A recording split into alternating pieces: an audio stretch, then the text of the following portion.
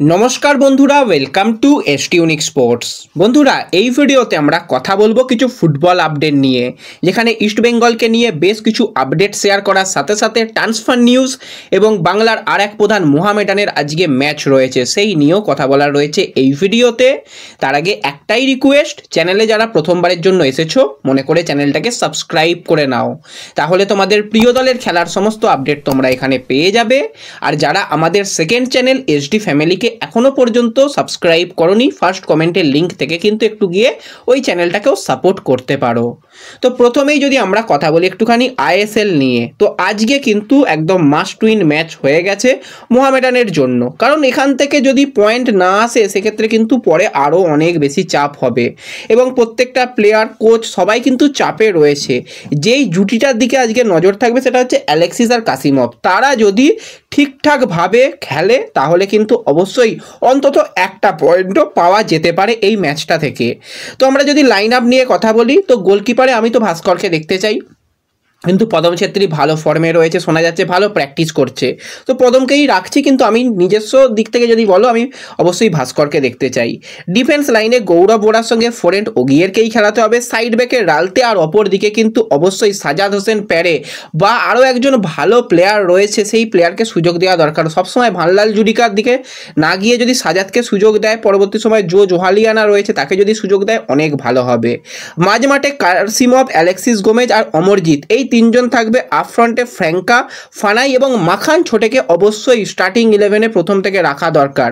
এই প্লেয়ারটা অবশ্যই বেঙ্গালুরুর ডিফেন্সের উপর চাপ বাড়াতে পারবে।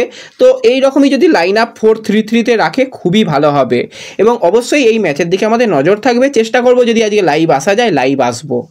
তো এরপরে যদি আমরা কথা বলি সরাসরি একটু ইস্ট বেঙ্গলকে নিয়ে, তো ইস্ট বেঙ্গল শিবিরে মোটামুটি যেরকম প্র্যাকটিস চলছে তার সাথে সাথে কিছু ইনজুরি নিয়ে আপডেট তোমাদের সঙ্গে শেয়ার করে দিই। প্রথমেই কথা বলতে হবে মার্ক জোথানপুইয়া কিন্তু সে তার মানে দেশে ফিরে গেছে। দেশ বলতে কি তার বাড়িতে ফিরে গেছে, সেখানে গিয়েই কিন্তু সুস্থতা করছে। তার ফিরতে অন্তত 2 মাস সময় লাগবে শোনা যাচ্ছে। তার মানে এসিএল ইঞ্জুরি এবং এসিএল গ্রেড 2 খুব সম্ভবত, তো সেক্ষেত্রে তার অনেকটাই সময় লাগবে। জানুয়ারি শেষের দিকে হয়তো সে অ্যাভেলেবেল হতে পারে। এবার অনেকে কিন্তু একটা প্লেয়ারকে নিয়ে বারবারই প্রশ্ন করছো, সেটা হচ্ছে নিশু কুমারের রিসেন্ট কিন্তু আবারও একটা ইঞ্জুরি হয়েছে। নিশু কুমার কিন্তু এই নর্থ ইস্ট ম্যাচের জন্য অ্যাভেলেবেল নেই, এরকমটাই ধরে নেওয়া যাচ্ছে, কারণ তাকে প্র্যাকটিসে তো দেখাই যাচ্ছে না এবং তার ইঞ্জুরি স্ট্যাটাসও যে খুব ভালোর দিকে, যে খুব তাড়াতাড়ি মাঠে নামতে পারবে সেরকম নয়। নর্থ ইস্ট ম্যাচে কিন্তু পাওয়া যাচ্ছে না। আর অস্কার ব্রুজন উইন্টার ট্রান্সফার উইন্ডোতে প্রথম যেটা চাইছে যে ইন্ডিয়ান সাইড ব্যাক যারা রয়েছে কিন্তু এত ইনজুরি সমস্যা নিয়ে কিন্তু সাইড ব্যাকটা বড্ডই প্রবলেম হচ্ছে। সেই জায়গাতে কিন্তু যদি ভালো মানের বা মোটামুটি মানেরও যদি পাওয়া যায়, তো সেক্ষেত্রে ইন্ডিয়ান সাইড ব্যাকের কিন্তু খোঁজ চালাতে শুরু করেছে ইস্টবেঙ্গল ম্যানেজমেন্ট, এটুকু বলে রাখলাম। তার সাথে সাথে তোমরা সকলেই জানো যে আপফ্রন্টে দুজন গুরুত্বপূর্ণ জাতীয় দলের খেলা প্লেয়ার তারা কিন্তু নেই নন্দমহেশ। সেই জায়গাতে কারা খেলবে?